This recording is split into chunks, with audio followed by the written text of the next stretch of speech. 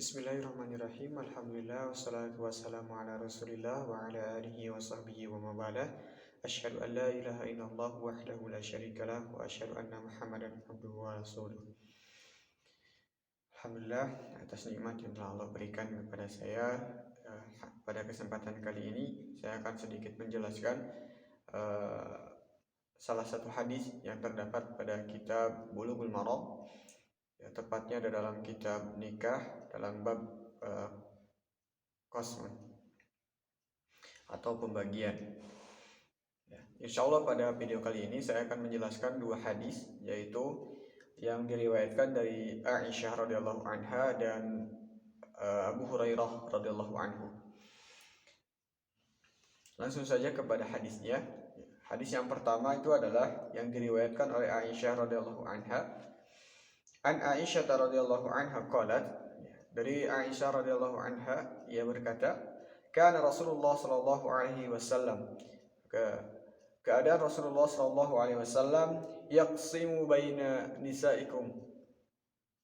nisaihi, keadaan Rasulullah sallallahu alaihi wasallam membagi bagian para istri-istrinya, faya'dilu, dan Rasulullah sallallahu alaihi wasallam berlaku adil, wa yaqulu, dan ia bersabda, Allahumma hadha qismi fi ma'amlik, ya Allah, ini adalah pembagianku terhadap apa-apa yang telah aku miliki, wala talumni fi ma tamlik wala amlik, dan janganlah engkau mencelaku terhadap apa-apa yang engkau punya dan yang tidak aku punya.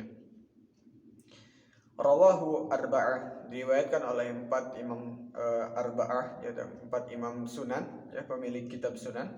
Washahahu Ibnu Hibban wal Hakim, dan disahihkan oleh Ibnu Hibban dan Al Hakim. Walakin raja' at-Tirmidzi irsalahu, tetapi Imam at-Tirmidzi menilainya sebagai mursal. Hadis yang kedua yaitu diriwayatkan dari Abu Hurairah radhiyallahu anhu.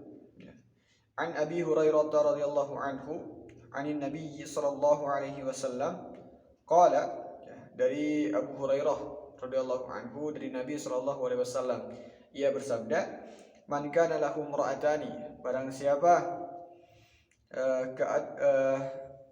siapa orang yang memiliki 2 orang istri, famala ila ihdahuma, dan ia condong kepada salah satu istrinya, ja'a yaumul qiyamah, maka dia akan datang pada hari kiamah, wasiqhu ma'ilun, separuh badannya itu bengkok. Kedua hadis ini terdapat pada kitab Bulughul Maram karya Al-Hafidz Ibnu Hajar Al-Asqalani, yaitu tepatnya di dalam kitab nikah bab qismun. Kedua hadis ini menjelaskan tentang taswiyah baina zaujat, yaitu pembagian yang sama terhadap para istri.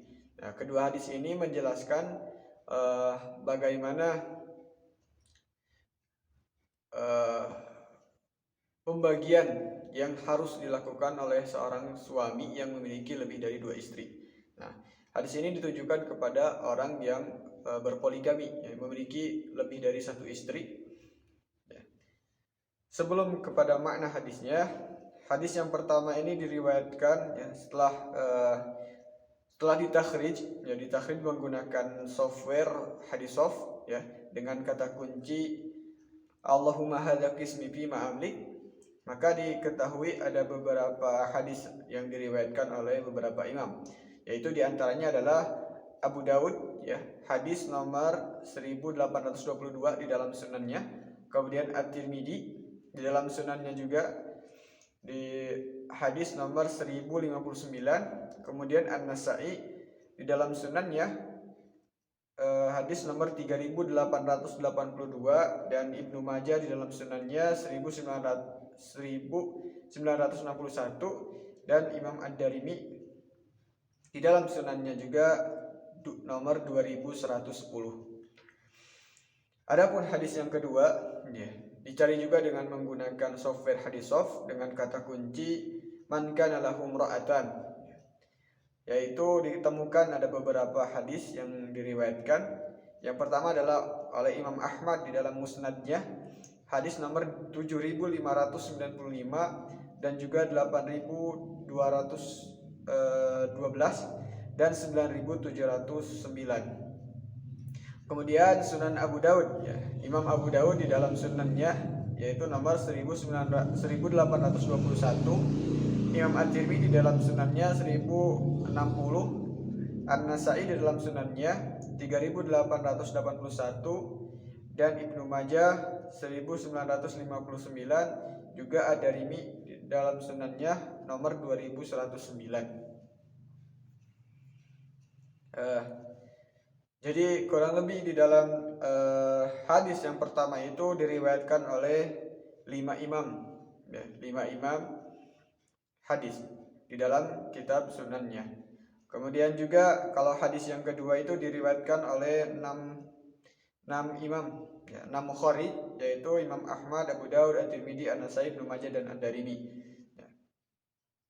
Adapun derajat hadisnya, hadis yang pertama yang diriwayatkan oleh Aisyah radhiyallahu anha itu dinilai sahih oleh Ibnu Hibban dan Al-Hakim, sebagaimana disebutkan di dalam kitab Bulughul Maram yang terdapat pada software Maktabah Syamilah. Kemudian juga hadis tersebut dinilai mursal, ya, oleh beberapa ulama, yaitu seperti Syekh Al-Bassam, ya. Beliau menyebutkan bahwa hadis dari Aisyah radhiyallahu anha ini merupakan hadis mursal. Nah, adapun hadis yang kedua yang diriwayatkan oleh Abi Hurairah radhiyallahu anhu ini dinilai sahih oleh Syekh Al-Bassam, kemudian juga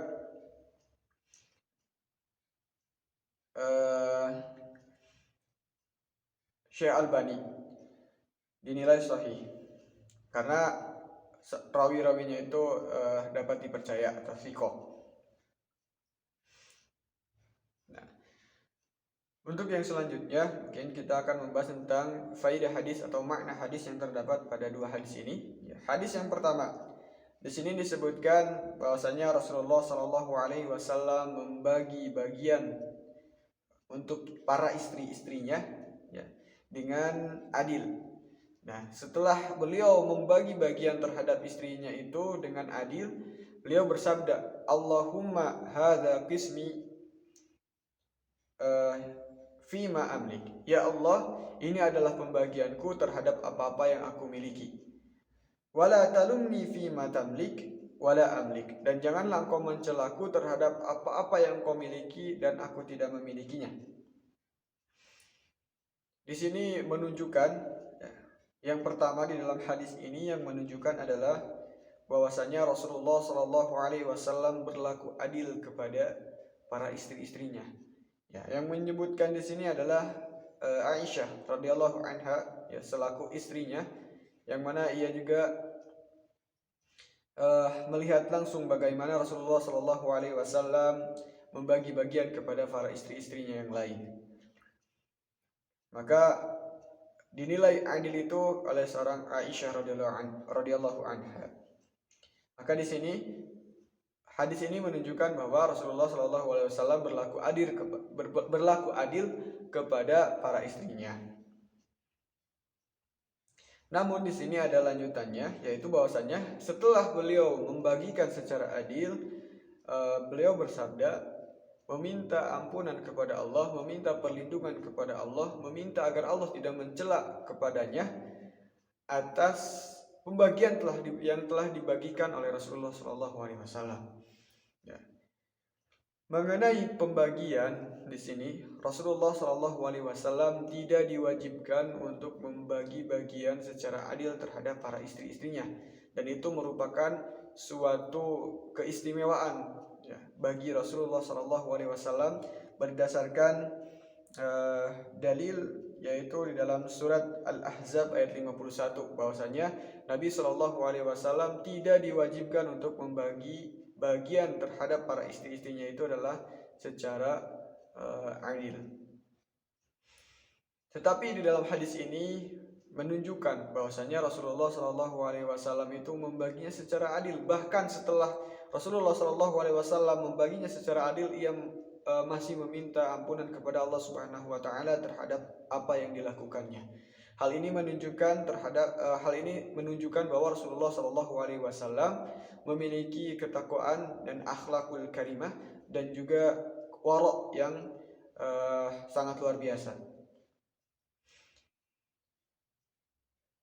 Mengenai pismun atau bagian di sini, ya, Rasulullah Shallallahu Alaihi Wasallam membagi bagiannya itu adalah yang pertama adalah nafkah, ya, nafkah. Maka nafkah itu harus dibagi secara adil.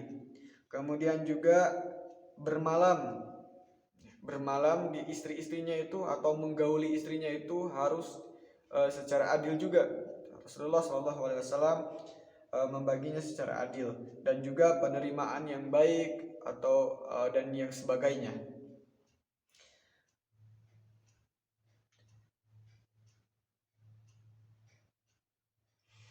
Segala sesuatu yang bisa dilakukan secara adil, maka Rasulullah Shallallahu Alaihi Wasallam akan melakukannya secara adil.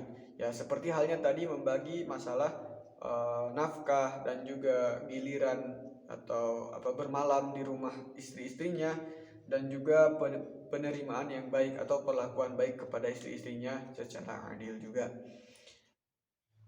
Adapun masalah cinta, ya, kecondongan dengan hati, masalah hati itu tidak bisa diukur keadilannya, ya. Bahwasanya hati itu tidak bisa diukur. Kadang ada sedikit kecondongan kepada salah sebagian istrinya. Nah, sehingga di sini ada yang menyimpulkan bahwasanya masalah hati itu tidak bisa dinilai adil oleh siapapun. Hanya Allah semata yang bisa membaginya secara adil. Dan kita tidak mampu untuk membagikan kasih sayang atau apa yang ada di dalam hati itu secara adil.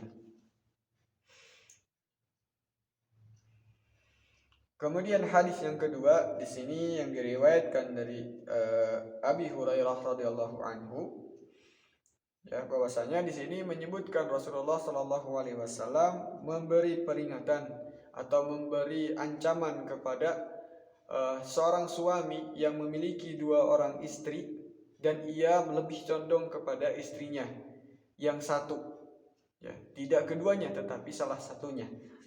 Maka di sini diancam oleh Allah Subhanahu wa taala melalui Rasulullah sallallahu alaihi wasallam, jaa yaumul qiyamah wasikhu ma'ilun, ya.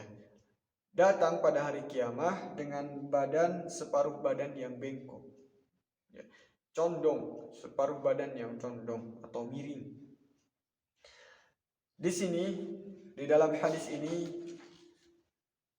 ditunjukkan bahwasanya balasan amalan perbuatan itu sesuai dengan jenis perbuatan yang setara atau sama dengan itu sendiri.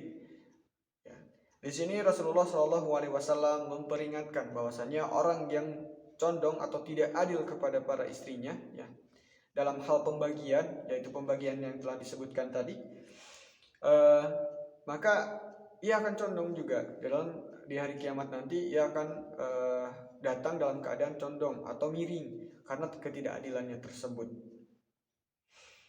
Nah, hadis tersebut menyebutkan siksa, ya, bagi orang yang tidak adil ke salah satu salah satu istrinya. Nah, itu wajar dan memang harus karena dalam bentuk pengagungan hak-hak manusia, ya. Semua itu tidak bisa ditolerir, ya. Masalah keadilan itu di dalam suami istri itu tidak bisa ditolerir karena terdapat unsur kikir. Nah, jika salah satunya tidak diberikan haknya, maka itu termasuk kepada kekikiran yang dimiliki oleh suami. Maka pantas saja Rasulullah Shallallahu Alaihi Wasallam memperingatkan bahwa adanya siksa yang berat bagi mereka yang tidak berlaku adil kepada istrinya.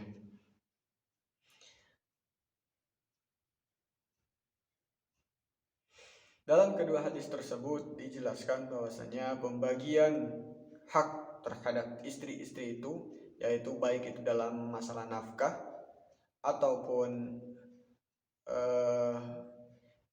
giliran bermalam atau juga perlakuan yang baik, itu harus dilakukan secara adil oleh kita, ya, oleh para suami yang memiliki 2 orang istri atau lebih. Adapun bagi Rasulullah Shallallahu Alaihi Wasallam itu tidak diharuskan, karena itu adalah merupakan kekhususan atau keistimewaan Rasulullah Shallallahu Alaihi Wasallam. Kemudian hukumnya haram bagi seorang suami yang tidak berlaku adil. Ya, kenapa? Karena Rasulullah Shallallahu Alaihi Wasallam mengancamnya dengan suatu siksaan, yaitu ia akan hadir di hari kiamat nanti dalam keadaan separuh badannya itu miring.